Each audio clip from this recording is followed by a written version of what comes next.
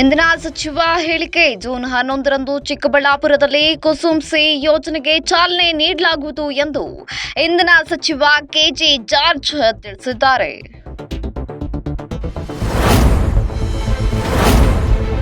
Guarantee ಯೋಜನೆಗಳ ಟೀಕೆ, ಫಲಾನುಭವಿಗಳ ಕುರಿತು ನಿರ್ಲಕ್ಷ್ಯ ವಹಿಸಿ ಗ್ಯಾರಂಟಿ ಅನುಷ್ಠಾನ ಸಮಿತಿಯಲ್ಲಿ ಕೈ ಕಾರ್ಯಕರ್ತರಿಗೆ 7.65 ಕೋಟಿ ರೂಪಾಯಿ ಬಿಡುಗಡೆ ಮಾಡಿರುವ ಸರ್ಕಾರದ ನಡೆಗೆ ತೀವ್ರ ಆಕ್ರೋಶ.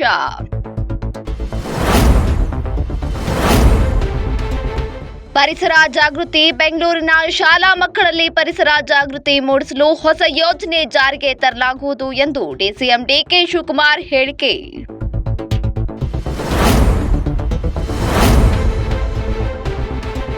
ಕುರಾನ್ ಸುಟ್ಟ ಪ್ರಕರಣ. ಮಸೀದಿಯಲ್ಲಿದ್ದಂತಹ ಕುರಾನ್ ಕದ್ದು ಸುಟ್ಟು ಹಾಕಿರುವಂತಹ ಪ್ರಕರಣಕ್ಕೆ ಸಂಬಂಧಿಸಿದಂತೆ ಬೆಳಗಾವಿ ಡಿಸಿ ಕಚೇರಿ ಎದುರು ಮತ್ತೆ ಪ್ರತಿಭಟನೆ ಭುಗಿಲೆದ್ದಿದೆ. ಪೊಲೀಸರ ವಿರುದ್ಧ ಇದೀಗ ಅಲ್ಲಿನ ಜನತೆ ಆಕ್ರೋಶವನ್ನ ಹೊರಹಾಕ್ತಾ ಇದ್ದಾರೆ.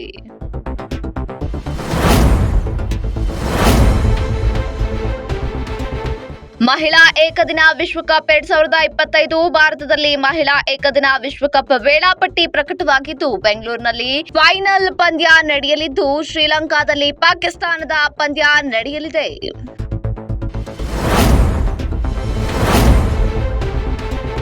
ಪಿಜಿಗಳ ಮೇಲೆ ಲಗಾಮು. ನಾಯಿ ಕೊಡಿಯಂತೆ ಹುಟ್ಟುತ್ತಿರುವಂತಹ ಪಿಜಿಗಳಿಗೆ ಜಿಲ್ಲಾಡಳಿತ ಲಗಾಮು ಹಾಕಲು ಇದೀಗ ಮುಂದಾಗಿದೆ.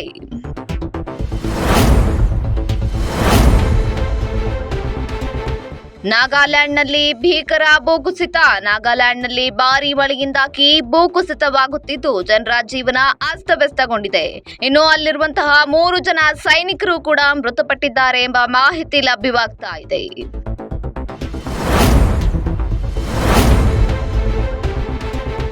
ಐಪಿಎಲ್ ಫೈನಲ್ಗೆ ಮಳೆ ಭೀತಿ. ಅಹಮದಾಬಾದ್ನಲ್ಲಿ ಐಪಿಎಲ್ ಫೈನಲ್ ಪಂದ್ಯ ಇಂದು ನಡೆಯಲಿದ್ದು, ಐಪಿಎಲ್ ಫೈನಲ್ ಪಂದ್ಯಕ್ಕೆ ಮಳೆ ಏನಾದರೂ ಅಡ್ಡಿಯಾಗುತ್ತಾ ಎಂಬ ಭೀತಿ ಈಗ ಶುರುವಾಗ್ತಾ ಇದೆ. ಅಹಮದಾಬಾದ್ನಲ್ಲಿ ಭಾರೀ ಮಳೆಯಾಗುವ ಮುನ್ಸೂಚನೆಯನ್ನ ಹೊರಡಿಸಲಾಗಿದ್ದು, ಫೈನಲ್ ಪಂದ್ಯಕ್ಕೆ ಏನಾದರೂ ಮಳೆ ಅಡ್ಡಿಯಾಗುವ ಸಾಧ್ಯತೆ ಇದೆಯಾ ಎಂಬ ಶಂಕೆ ವ್ಯಕ್ತವಾಗ್ತಾ ಇದೆ.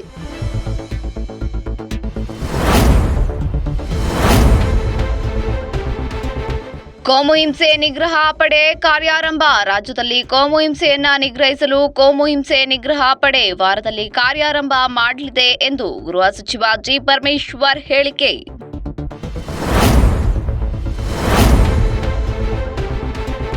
ನಂದಿಗಿರಿ ಧಾಮದಲ್ಲಿ ಸಚಿವ ಸಂಪುಟ ಸಭೆ. ಚಿಕ್ಕಬಳ್ಳಾಪುರದ ನಂದಿಗಿರಿ ಧಾಮದಲ್ಲಿ ಜೂನ್ 19ರಂದು ಸಚಿವ ಸಂಪುಟ ಸಭೆ ನಡೆಯಲಿದೆ ಎಂದು ಸಚಿವ ಡಾಕ್ಟರ್ ಸುಧಾಕರ್ ತಿಳಿಸಿದ್ದು, ಪ್ರವಾಸೋದ್ಯಮ ಸೇರಿದಂತೆ ಸ್ಥಳೀಯ ಸಮಸ್ಯೆಗಳ ಬಗ್ಗೆ ಚರ್ಚೆ ನಡೆಯಲಿದೆಯಂತೆ.